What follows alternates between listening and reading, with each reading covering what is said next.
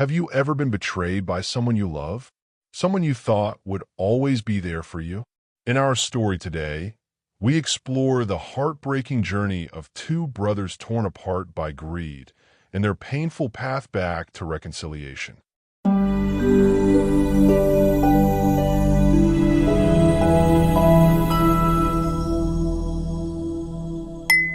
Hello, everyone, and welcome back to LMJ English. I'm so glad you've joined us for another captivating story to help you improve your English skills while enjoying a powerful narrative about family, betrayal, and forgiveness.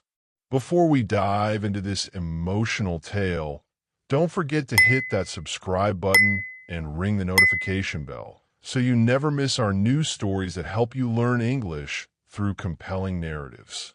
Now, let's begin our journey with David and Daniel, two brothers whose relationship is tested by the inheritance their father left behind. The bonds of brotherhood. My name is David, and I have a brother named Daniel. Growing up, we were inseparable.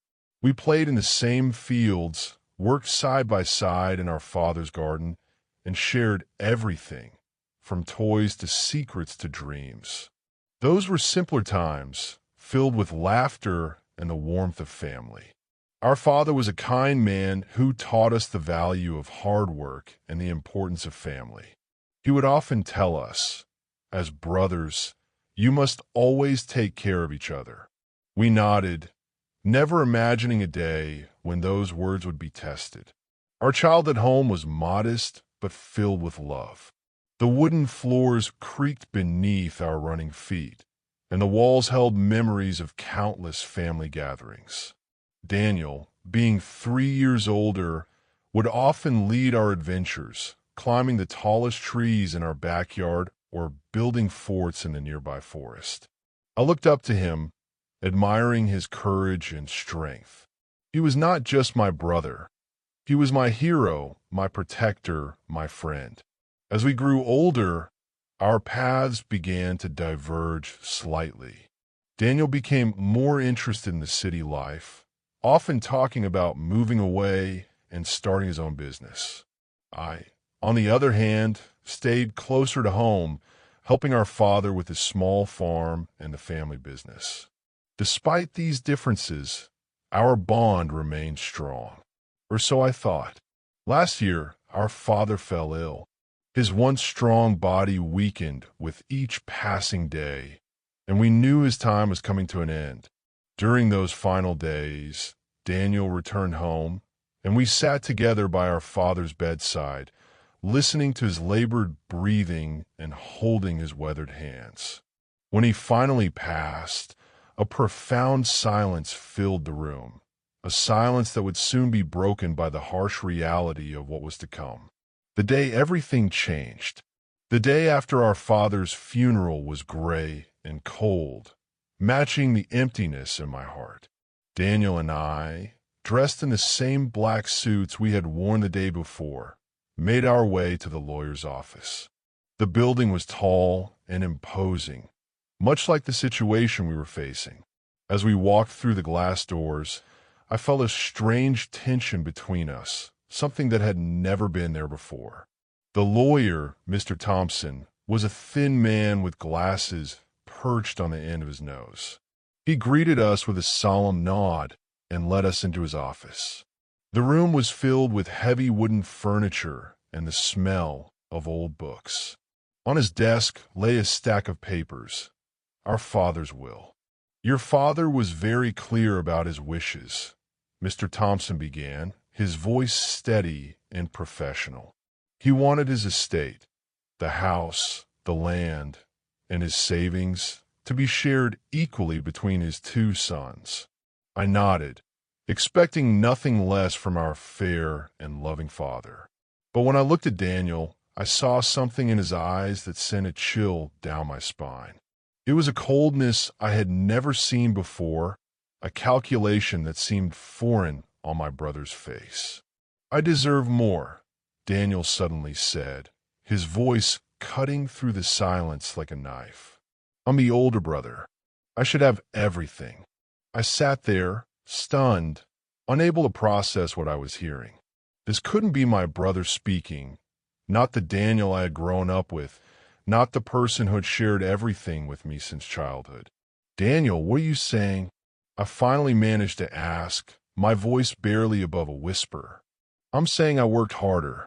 I contributed more. I deserve a larger share," he replied, his voice growing louder with each word. "In fact, I deserve it all."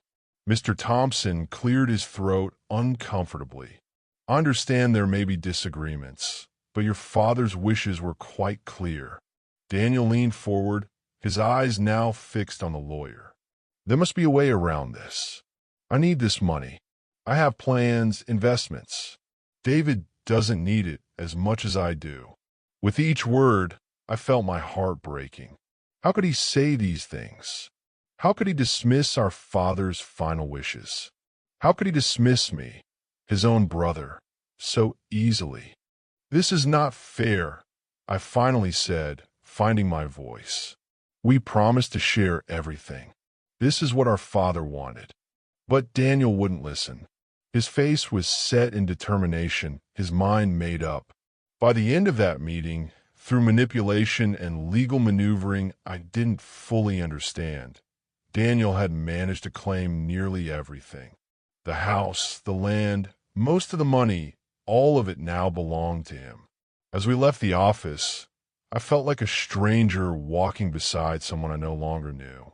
My brother, my childhood hero, had become someone else entirely, someone driven by greed, someone who had forgotten what it meant to be family, lost and betrayed. The weeks that followed were the darkest of my life. I found myself living in a small rented room on the other side of town, surrounded by unfamiliar walls and the echoing silence of solitude. Each morning, I would wake up and for a brief moment forget what had happened, only to have the painful memories come rushing back like a tidal wave. I tried to understand Daniel's actions. Perhaps there was something I didn't know, some financial trouble or personal crisis that had driven him to such extremes.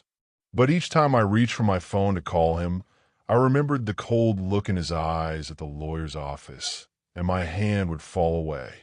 One rainy afternoon, I returned to Mr. Thompson's office, hoping there might be some legal recourse, some way to challenge what had happened. The lawyer listened patiently as I poured out my frustrations and pain. "I'm sorry, David," he said when I had finished, genuine sympathy in his eyes. "Legally, there's nothing more I can do." Daniel managed to find a loophole in the will, and by the time I realized what was happening, the papers were already signed. I left his office feeling more defeated than ever. The rain had intensified, soaking through my jacket as I walked aimlessly through the streets. Without realizing it, my feet had carried me back to our family home, the house where I had grown up, the house that now belonged solely to Daniel. I stood outside, looking at the familiar structure through the curtain of rain. The garden our father had lovingly tended was now overgrown, and the house itself seemed darker, as if it too was mourning the division between its sons. For a long moment, I considered walking away, never looking back, cutting all ties with the brother who had betrayed me. But something held me there, rooted to the spot despite the rain pouring down. Maybe it was the memories of our childhood, or perhaps it was my father's voice in my head, reminding me of the importance of family. Whatever it was, I found myself walking up the familiar path to the front door. My hand trembled as I knocked, part of me hoping Daniel wouldn't answer, another part desperately needing to confront him. The seconds stretched into what felt like hours before the door finally opened. Daniel stood there, and I was struck by how different he looked. His face was thinner, with dark circles under his eyes. The triumph I had expected to see was absent, replaced by something that looked remarkably like guilt. "David," he said, his voice barely audible above the sound of the rain, "I didn't think you'd come back. The first steps toward healing."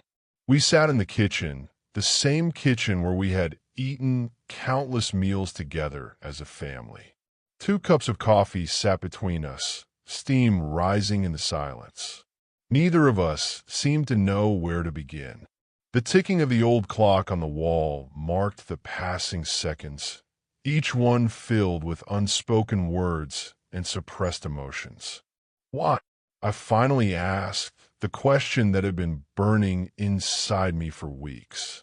Why did you do it, Daniel? He didn't answer immediately. His fingers traced the rim of his coffee cup, his eyes fixed on some distant point. When he finally spoke, his voice was different from the cold, calculated tone at the lawyer's office.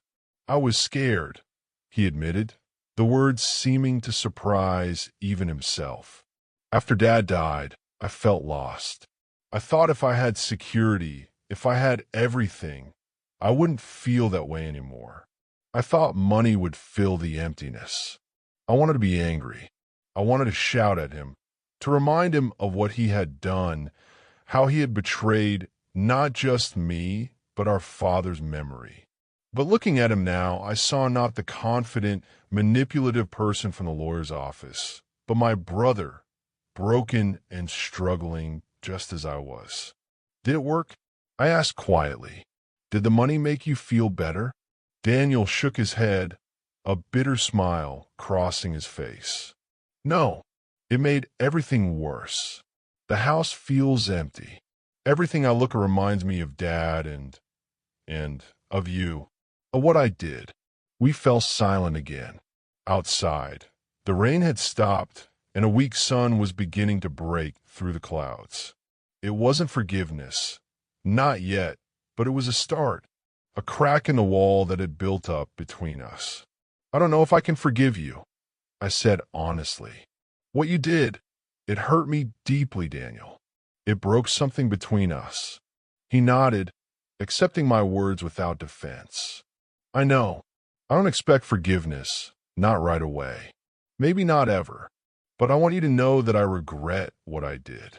Every day, I regret it. As I left that day, walking down the familiar path away from our childhood home, I felt something shift inside me. The anger was still there, the hurt still raw. But alongside it was something new, a small, fragile hope that perhaps, in time, we might find a way back to each other. Building bridges one day at a time. The weeks that followed our conversation were marked by small, tentative steps toward reconciliation. Daniel called me occasionally, his voice always uncertain, as if expecting me to hang up. We would talk about neutral topics, the weather, local news, memories of our childhood that were safe to revisit. These conversations were awkward, filled with pauses and careful word choices, but they were something. One day, a small envelope arrived at my apartment. Inside was a check, not for the full amount that should have been mine, but a significant sum nonetheless.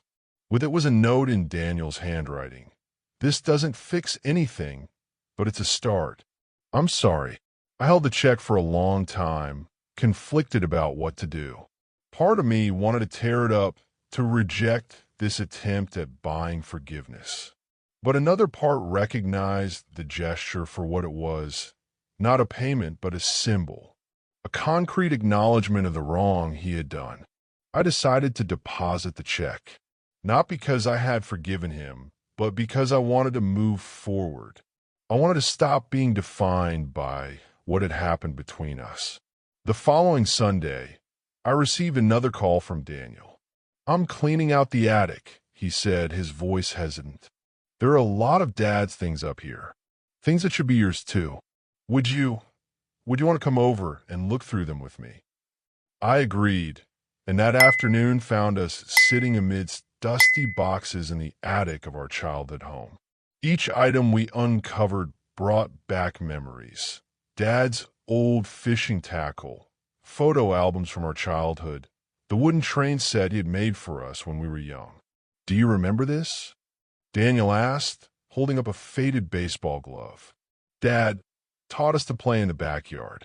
I nodded, taking the glove and running my fingers over the worn leather. "You were always better than me." "But you never gave up," Daniel replied, a small smile crossing his face. "You keep trying until it got too dark to see the ball." We continued sorting through the boxes, the tension between us gradually easing as we shared memories of our father and our childhood. By the end of the day, we had divided many of Dad's possessions between us. Not perfectly equally, but in a way that felt right. Daniel kept the things that meant the most to him, and I took the items that held special significance for me. As I prepared to leave, carrying a box of belongings to my car, Daniel stopped me at the door. "David," he said, his voice serious, "I know things can never be exactly the same between us, but I hope we can find a way to be brothers again." I looked at him for a long moment.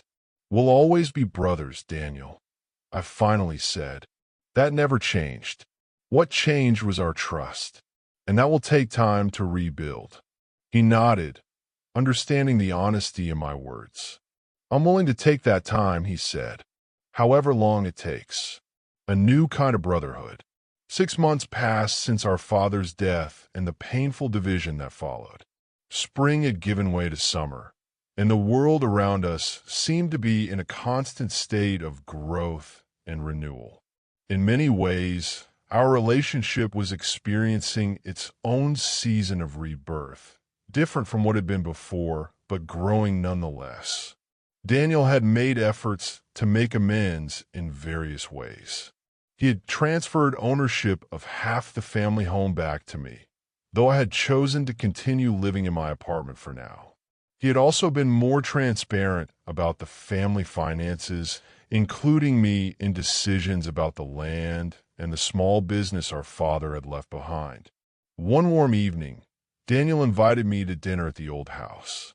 When I arrived, I found that he had prepared our father's famous lasagna recipe, a dish that had marked every special occasion in our childhood. "I've been practicing," he admitted with a sheepish smile. "It's not as good as Dad's, but I thought." "It smells amazing," I said, genuinely touched by the gesture. As we sat at the dining table, the same table where we had eaten countless family meals, I realized how far he had come. The conversation flowed more easily now, punctuated by occasional laughter and even some good-natured teasing, echoes of our relationship before everything fell apart. "I've been thinking," Daniel said as we finished our meal, "about selling the land on the north side of the property, using the money to start something new, a business maybe, something we could build together." I looked at him, surprised by the suggestion. "Together?" He nodded, his expression earnest. "Dad always said we were stronger together than apart." I think he was right, and I lost sight of that for a while. I considered his words carefully. The idea of working together, building something new, it was both appealing and frightening. Could we truly move past what had happened? Could we trust each other enough to create something together? "We need to set clear boundaries," I said finally. "Clear expectations." "Absolutely," Daniel agreed quickly. "Everything in writing, everything fair. And we need to talk, really talk, about the past, about what happened. We can't just pretend it didn't happen." Daniel's expression grew more serious. "I know, and I'm ready for that conversation whenever you are." That night, as I drove home from our dinner, I reflected on the journey we had taken. The betrayal had been real, the pain deep and lasting. But what was also real was the effort to heal, to rebuild, to find a new way forward. Our relationship would never be the same innocent brotherhood of our childhood. It had been tempered by hurt, tested by betrayal, and marked by the difficult work of reconciliation. Yet perhaps this new relationship, built on the hard-earned foundation of forgiveness and renewed trust, could be stronger in its own way. Like a broken bone that heals stronger at the point of fracture, perhaps our brotherhood could emerge more resilient from the very thing that had threatened to destroy it. As I pulled into my apartment complex, I made a decision. Tomorrow, I would call Daniel. We would start talking about this business idea, this new beginning. I wasn't ready to move back into the family home yet, but I was ready to start building something new with my brother, one conversation, one day, one small act of trust at a time. The brothers' fight had changed us both, marked us in ways that would never fully disappear. But it hadn't defined us, and it wouldn't be the end of our story. There was still a chapter to be written, a chapter of reconciliation, of growth, and of a new kind of brotherhood forged in the aftermath of betrayal and the slow, patient work of healing. Thank you for joining us today for this powerful story about family, betrayal, and the difficult journey of reconciliation. We hope the brothers' fight has not only helped you improve your English skills, but also given you something meaningful to reflect on. Remember, family relationships can be both our greatest source of strength and our deepest challenges. Learning to navigate difficult emotions like betrayal and working through the process of forgiveness is part of the human experience that transcends all cultures and languages. If you enjoyed today's story, please don't forget to like this video, share it with friends who are also learning English, and leave a comment below with your thoughts on David and Daniel's journey. We'd love to hear what you would have done in David's situation. And if you haven't already, make sure to subscribe to LMJ English for more stories that will help you improve your English while exploring powerful human experiences. Until next time, keep learning, keep growing, and remember that even the deepest wounds between people can begin to heal with time, effort, and understanding. Vocabulary list. Betrayal. Noun, the act of being disloyal or unfaithful to someone who trusts you. Daniel's betrayal over the inheritance broke David's heart. Inheritance. Noun, money, property, or other assets that someone leaves to others when they die. The brothers' relationship was destroyed because of their father's inheritance. Estranged. Adjective, no longer close or affectionate to someone. Alienated. The brothers became estranged after the dispute over their father's will. Reconciliation. Noun, the restoration of friendly relations. The action of making views or beliefs compatible. Their reconciliation was a slow and difficult process. Greed. Noun, intense and selfish desire for something, especially wealth or power. Daniel's greed for money led him to betray his brother. Regret. Verb/noun, feel sad or disappointed about something you have done or failed to do. Daniel came to regret his decision to take everything for himself. Resentment. Noun, bitter indignation at having been treated unfairly. David's resentment toward his brother lingered for months after the betrayal. Forgiveness. Noun, the action of forgiving or being forgiven. David struggled with whether forgiveness was possible after such a deep betrayal. Rebuild. Verb, build again or differently after damage or destruction. The brothers had to rebuild their relationship from scratch. Trust. Noun, firm belief in the reliability, truth, or ability of someone or something. Trust was the hardest thing to recover in their damaged relationship. Manipulative. Adjective characterized by unscrupulous control of a situation for one's own advantage. Daniel was manipulative during the meeting with a lawyer. Transparent. Adjective, open, frank, and honest. Daniel became more transparent about financial matters as they worked to repair their relationship. Loophole. Noun, an ambiguity or inadequacy in a system, such as a law or agreement, which can be used to circumvent or otherwise avoid intended purpose. Daniel found a loophole in their father's will to claim everything. Maneuvering, noun a movement or series of moves requiring skill and care.